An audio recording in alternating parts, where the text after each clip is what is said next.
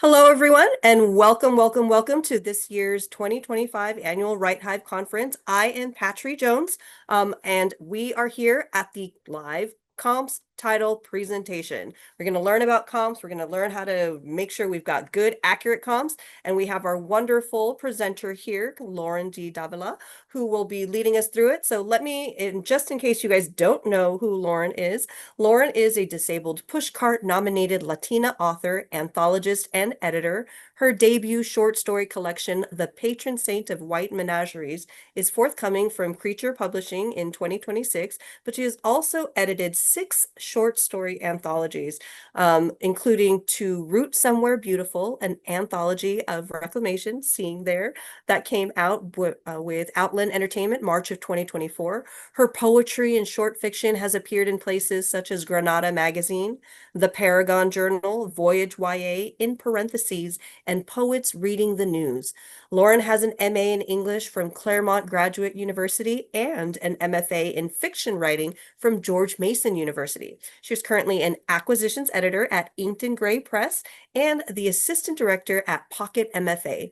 Currently lives in the greater Los Angeles area. We are neighbors, Lauren, so happy to see you. Awesome. Perfect. Thank you so much for that introduction. It's always nice to have somebody else do it rather than you awkwardly delivering the like third person introduction. Okay, so yeah, as Patrick said, I'll go ahead and dive in. The presentation to begin with, it's a little bit more seminar heavy. I'll have a little bit of interactive experiences, like posing a couple questions, and then we'll dive into some of the workshop examples. So I know that I dropped in the chat on Discord. If you have specific comps you're working with, go ahead and drop them in. We'll try to get through and workshop as many of them as possible with the time we've got. But you can always also DM me on Discord and we can always chat too if we're not able to get to your specific comps. Okay, so comps. Let's talk about them. Okay, so a little bit about me. This was just very quick, as Patrick already said. I like had little highlights here, but overall, end of the day story. I've seen a lot of different short story pitches, and I see a lot of different queries with a lot of different comps. So overall, I just get to see a lot of things that people are saying in today's publishing sphere. Okay, so what exactly is a comp? I'm sure that many of you have heard it kind of thrown around, and I know that when I was starting out in publishing and I heard it the first time, there wasn't really anybody that I could kind of ask, like, what does that mean? So it's shorthand for comparable title or comparable, text, however you kind of want to say it.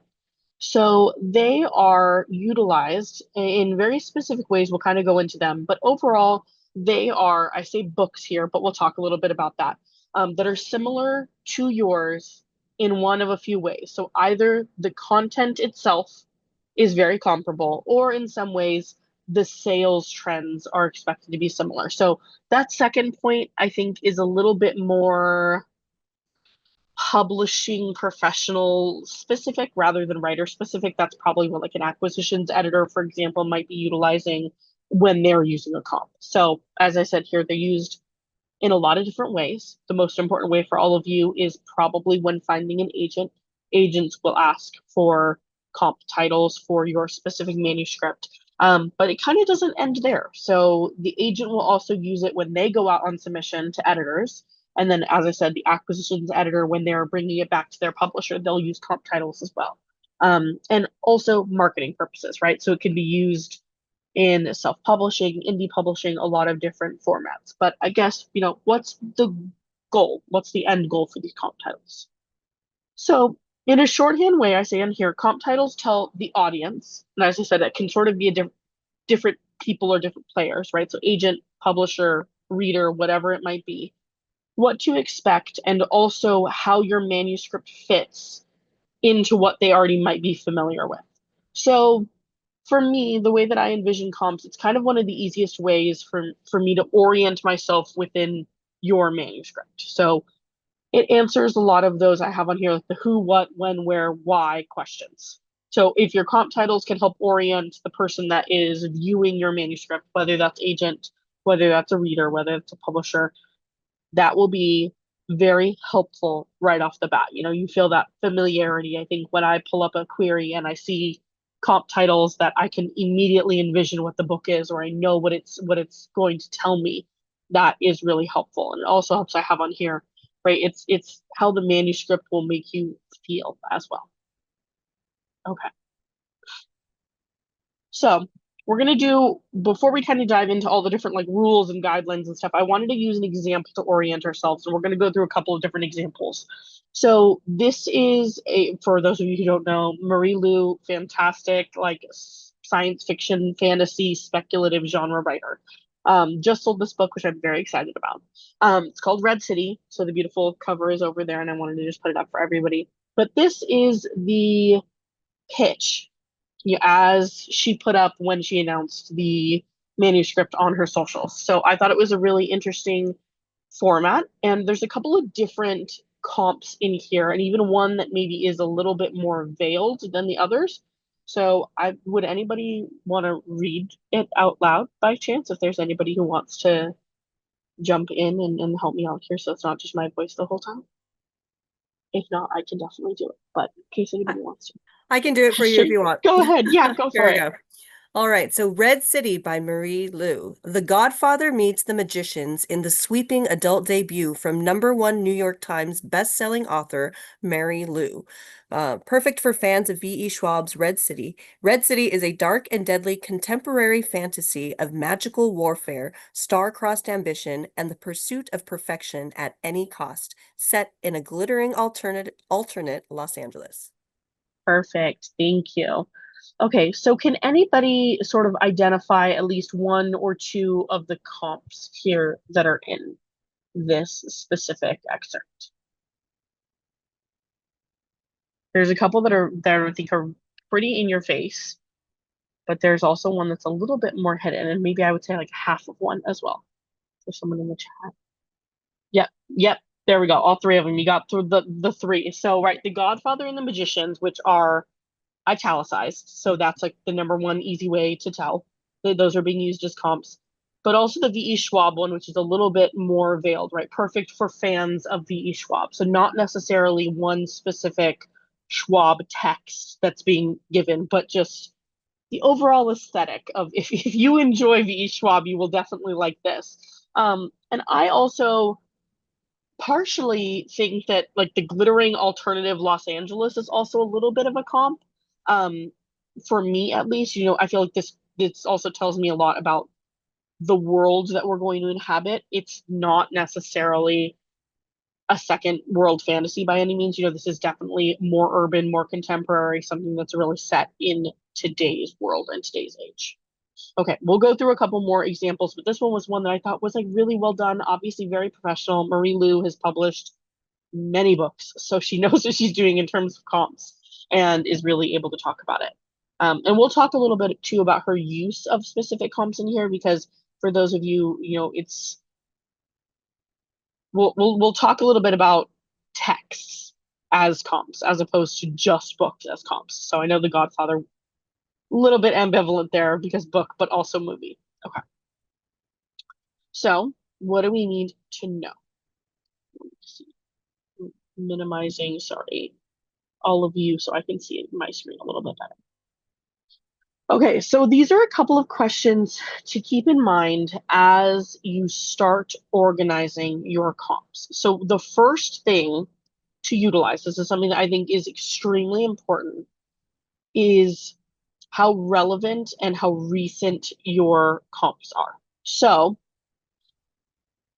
try as much as you can to use texts that are 2 to 3 years removed from when you're querying. 5 years is fine. I would try to say the more recent, the better.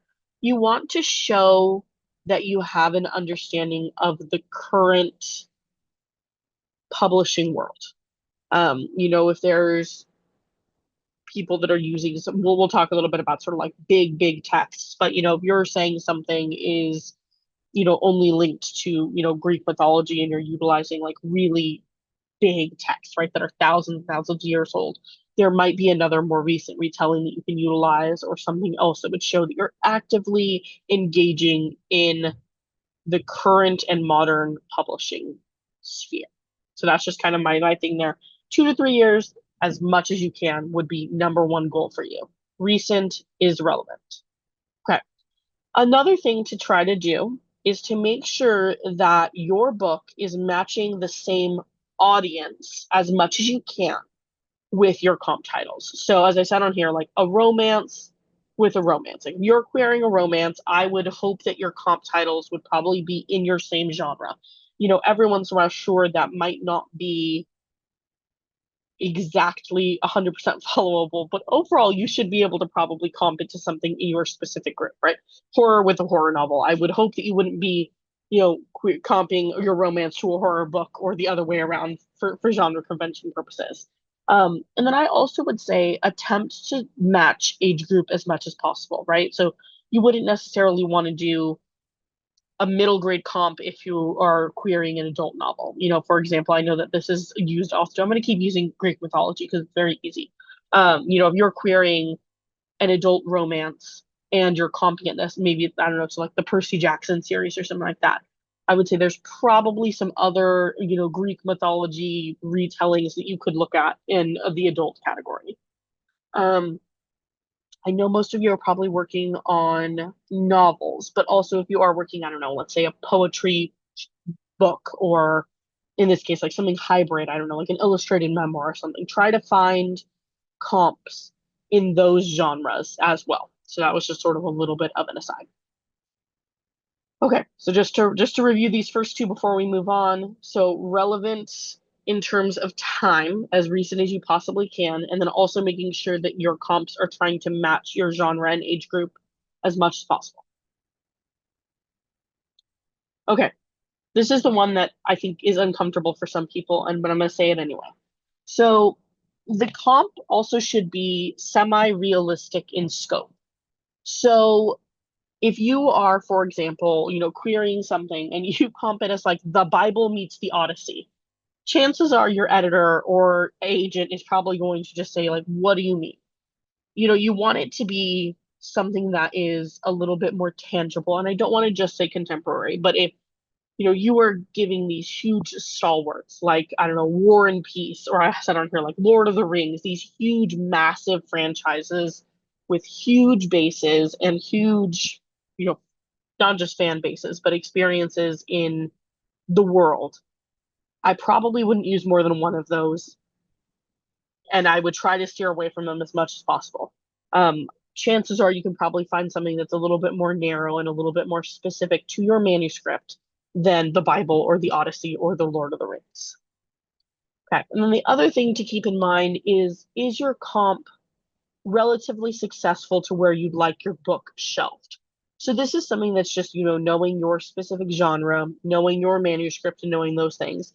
But if you are, wanting to sell a book to an agent, wanting to sell it to a publisher, going for something like that, you would want to make sure that you know sort of which books are doing really well in your specific genre. So, try to make sure that you're up to date on what those are, what's selling, what's making really, big waves in your specific genres, because those will show that you're up to date on sort of just what's going on in the world and in publishing.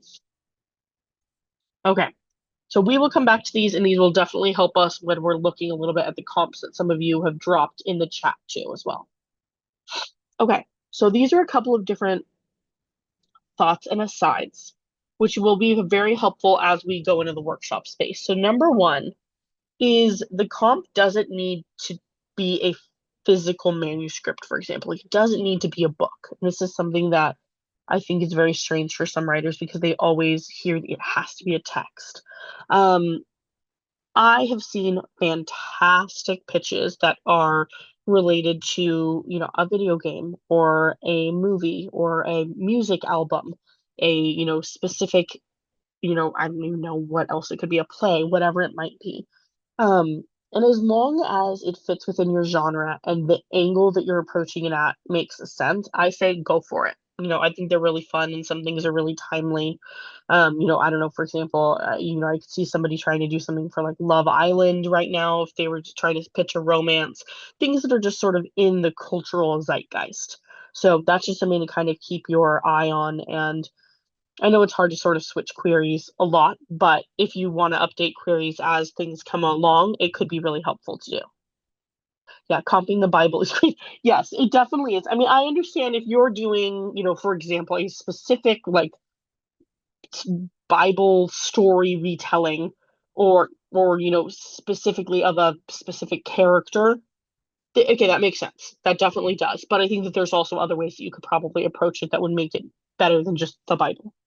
Yeah, I saw a stellar query that comped Chapel Roan's Good Luck Babe. Yes, exactly. So something that is very in the now, most people are going to know that song and sort of what that envisions and what that brings forth. So that would be something that I would not be surprised if there are a lot of writers who are kind of comping to Chapel Roan right now or anything like that. Okay. So yes, physical texts don't always need to be followed. I would say try to include at least one, but the other or, one or two could be non-book texts as examples. Okay. And then the other thing that I would say is you can always be more specific in your comps. So I see a lot of the time, for example, somebody saying, Good Luck Babe meets, let's go with Good Luck Babe meets Love Island, because that sounds very fun for a romance. There would be ways that you could kind of narrow that in, right? So, like, what specifically about Love Island? What specifically about the Chapel Roan song would be helpful? Are there specific, tropes associated? For example, Love Island, everyone's stuck on the island. That could be very scary. It could also be completely fun. So there could be something to do with that. Good Luck Babe, you could take it from a sapphic perspective. You could look at it from sort of the sense of like longing or yearning or the loss of a relationship. There's lots of different ways you can hone in on that. So, with that in mind, we'll look at a couple more examples and then we'll look at sort of how we can narrow some of the examples that y'all put in the group as well, or in the Discord chat. Okay, so this is a friend of mine who actually had done like a pitch deck on social media. Her name is Emma Aline. She's fantastic, and she's currently, I believe, she may have already gotten an agent. I haven't checked in lately, but this was sort of the pitch deck that she put up on socials to talk about her manuscript that she was querying at the time. So we're not necessarily going to pay attention as much to the text here, but I thought it was very interesting the way that she sort of honed in on a non-book example, right? So we have the Hurricane Wars and the Phoenix King, very well established fantasy adjacent manuscripts currently. And then we also have one that is a little bit more like a cultural touchstone, I think, for the majority of people. Obviously, it's a little bit older, but this also is an Anastasia retelling, so I understand why she put it in here. But I did just want to say, I think it works really well when we have the two different books as well as one non-book source, so a media source in this case. Okay. Let's see, somebody.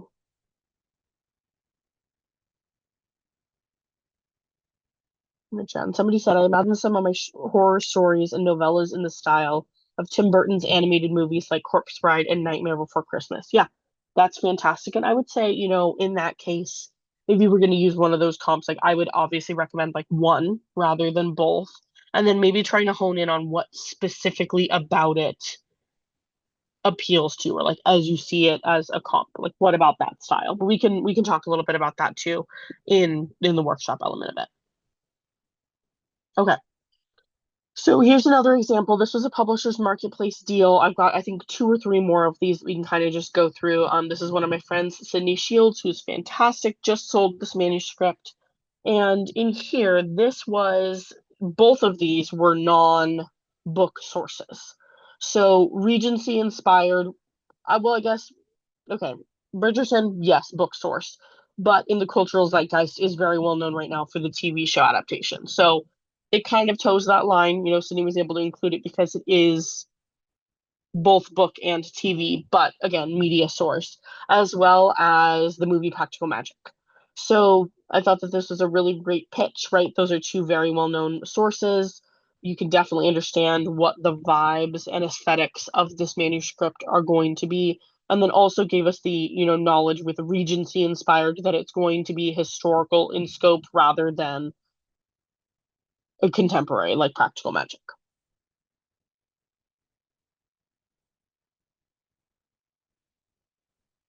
Okay, let's see. I caught my book. Okay, so yeah, so let's talk a little bit about those ones because I know that I've seen some writers using Marissa Meyer too, and dated, and it's been yeah, YA sci-fi. We can talk a little bit about that. I love YA sci-fi, and I wish we had a lot more of them. Okay, so here's mine. This is my comp, um, and I wanted to include it because I wanted to show y'all how to take a little bit more of a narrow angle. So on here, this is the short story collection that I sold that's coming out next year. And I said it combines the speculative elements of Vampires in the Lemon Grove by Karen Russell with the cultural specificity of Her Body and Other Parties by Carmen Maria Machado. So I wanted to highlight this, yes, because it's mine, but also I chose these two texts because number one, short story collections. It's a little bit more difficult to find short story collections that have done really well, just because traditional publishing doesn't often touch short story collections. But I decided to narrow in on these topics, right? So I discussed specifically the speculative elements as well as the cultural aspects of these two texts. So not just saying it's, Russell and Machado, it was these exact specific elements of these two texts that were really important to bring to the table. So this is what I'm kind of talking about when I say trying to find like that angle or trying to find like narrowing in a little bit more. It can be a little bit strange. For example, I've seen people do that when they're talking about, I don't know, I've seen things comped to like the Marvel universe, for example, quite a bit. And so for me, I'm always like, okay, well, what about the Marvel, the MCU? Is it the found family aspect? Is it the, team experience? Like there's so many different ways that you can hone in on something rather than just saying this huge nebulous experience right off the bat.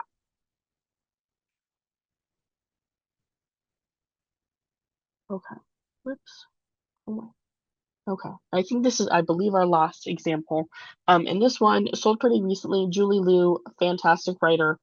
This one was on here, a haunted house story pitched as living in the spirit of Gothic classics, like The Silent Companions, with the sapphic longing found in Olivia Waite's The Lady's Guide to Celestial Mechanics. So this one also was that sort of narrow scope, right? Living in the spirit of Gothic classics with this and that, and these specific elements from these manuscripts, as opposed to just the Silent Companions meets the Guide to Celestial Mechanics, right? Like, what about those two manuscripts made them worthy of comps in this case? So, yeah, another way to sort of narrow in. Let's look at the questions quick before we jump into workshopping the comps. Okay. How would you qualify or would you qualify a comp that some have flagged as problematic? I'm thinking of Powers' The Overstory that also has huge acolytes. Oh, that's such a good question. I feel like I've seen this in like sort of the cultural context right now where people are talking a lot about fanfic spaces. I don't know if y'all have been like sort of up to date on conversations about writers, writing text based off of fanfics from authors who are like no longer as culturally beloved is maybe the best way to say that. So this is, I think, always a very interesting publishing question because there are always going to be texts that do what you want them to do in the purpose of comps. So I don't know if I have a really easy answer for you there. I think you would probably be I guess I would just say is like be aware that there may be a few agents or editors who may look at that comp and just have like a very visceral reaction to somebody using a comp that has sort of that controversy. Um, but that I think is just like human nature. Like there may just be some who are like immediately no, like I don't want to engage or touch it. So I think that you could just kind of be aware of that. But if that is something that is worrying you, or you think that it might just immediately sort of shut writers or shut authors or agents, editors down, then I would maybe look at trying to find another comp. But if that really does fill that void that you need, like very specifically, I would try to maybe see if you can approach it like at that angle, like trying to find that one element from the text that's really important to it rather than comping, the whole thing, if that helps.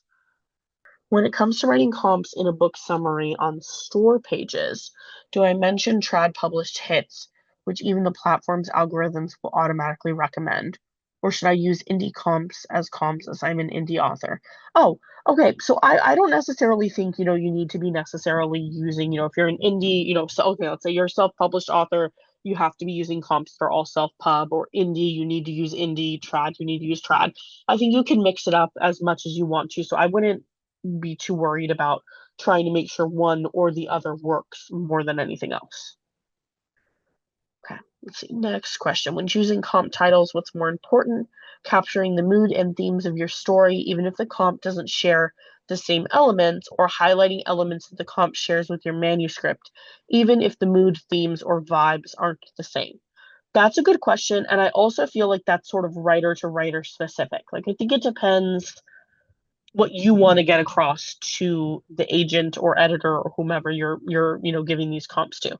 Like, do you care more about the vibes and the aesthetics of it, or are you honing in on like character and setting and very specific things? Because as we kind of touched on already, you can make the comps kind of what you want them to be, and you have a lot of freedom for how they end up looking.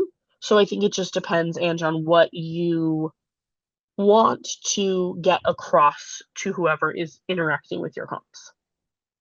Okay, so another question in here. I heard you need a comp title that's in the exact same subgenre published in the last 12 months to be a good comp. Okay, blah, blah, blah, blah. Yeah, that feels a little too narrow for me. Like, I think we can have a little bit more flexibility than that. I wouldn't even say subgenre. I think as long as you're in the same ballpark area, I think you should be fine. And then I would say within like the 2 to 3 year range is probably okay. I can't see that any other editor or agent would immediately, nix a query based off the fact that it was a couple of years as opposed to 1 year. So I don't think I would go that specific necessarily. Is it better to have recognizable comps, accurate comps, or lit cred comps? Ooh, I would say accurate. I think accurate is important because the agent and the editor, they also want to know what they're getting when they go into opening up a manuscript, right? The same way a reader does. A reader doesn't want to like read the synopsis on the back and then find something, like a huge plot twist at the end. So in that case, I think having accurate comps is important, recognizable to some degree. You don't need to have those huge stalwart texts as I was talking about. But I would say accurate, I think, is the most important of these in terms of the questions. My book coach and I were unable to find a comp for my dark epic fantasies queer romance subplot. What can we do to either find a suitable comp, or what should we use instead? This is an adult novel, not YA. Okay, this is Kira. I don't know if they were able to get in here.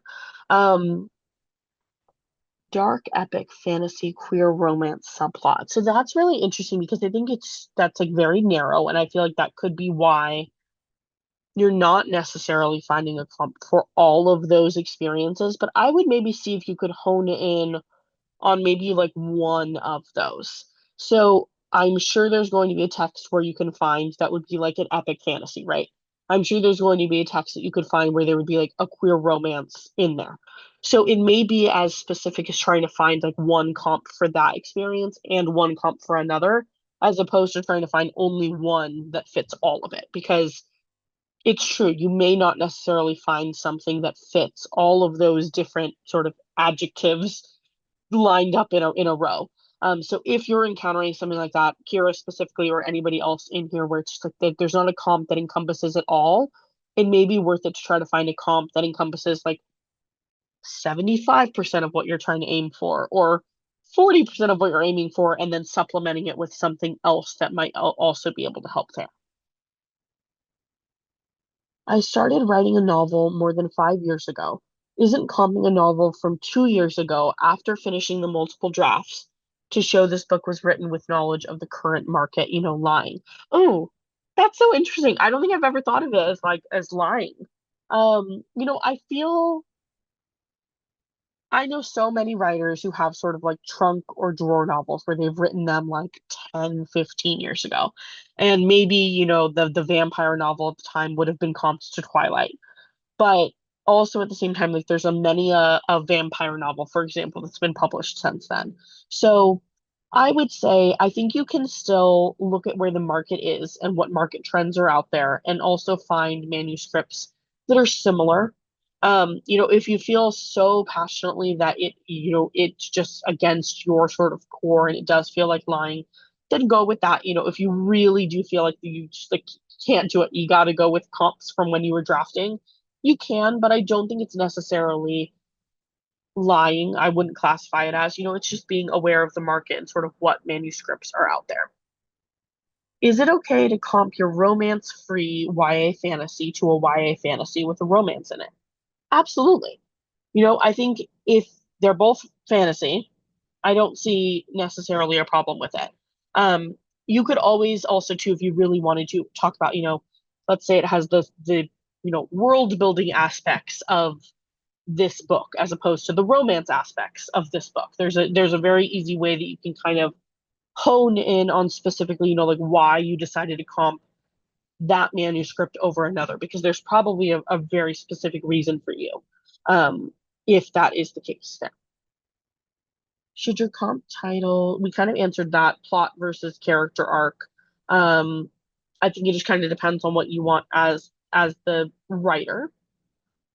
Is it true if I'm querying to traditionally publish that indie books cannot be used as comps? We kind of touched on this earlier, but I definitely don't believe that you have to only use self pub for self pub, indie for indie, and match it up kind of like that. I think you can use comps all across the board. So I wouldn't say to narrow in so specifically and sort of box yourself into that experience. Like if you're publishing something traditionally, you don't necessarily need to only use indies as comps by any means. Okay, what is the fastest way to find books like your own? Read. It might not be the fastest way, but I would also say, taking a look at book clubs, taking a look at sort of like what's just out there, being very, I don't want to say so involved, but like bookstagram spaces, like things that people are talking about, so you can kind of get to know like what are the books that are out there. It's really hard to keep up with as a writer because we're also all busy writing and not just always reading.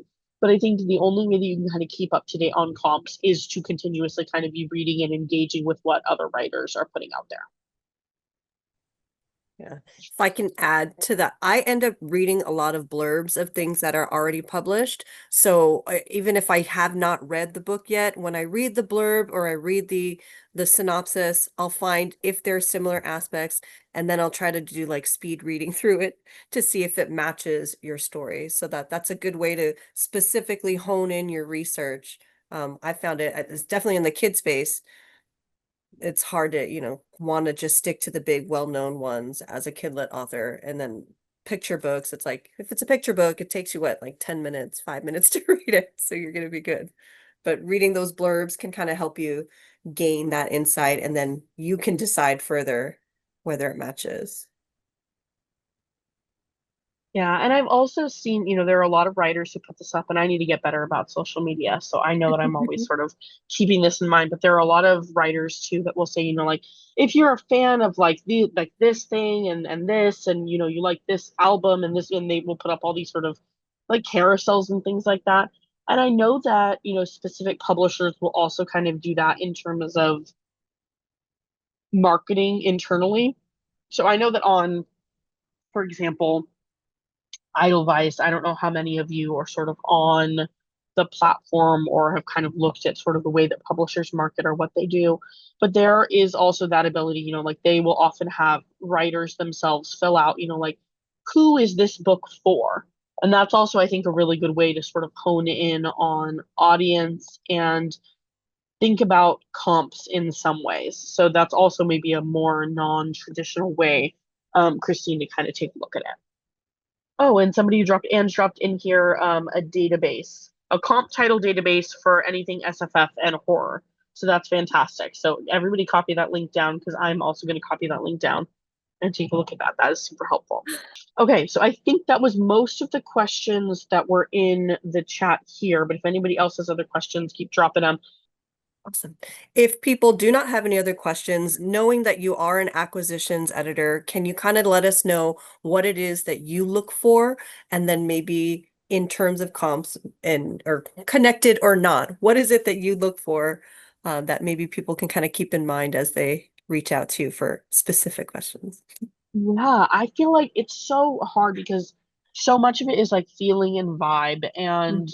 you do get those like, ooh, moments when you're reading a query. And that isn't necessarily to say that those are always only the manuscripts I end up picking up, right? Like a great comp or like a great query doesn't necessarily mean that like the story itself always matches up. So again, I will stress like the query and the comp's one small component of it because the manuscript still has to like hold up.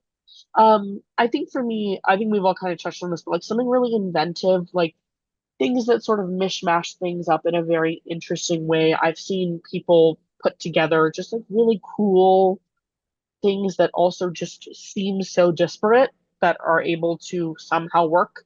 So I think somebody like in here we were talking about like Bolton Caulfield and Hitchhiker's Guide to the Galaxy, like when people put something together like that, like Bridgerton meets Star Wars or I don't know, like Marvel meets Anne of Green Gables. Like, I don't know, there's some weird things you could probably put together. You'd be like, I don't understand how that's gonna work.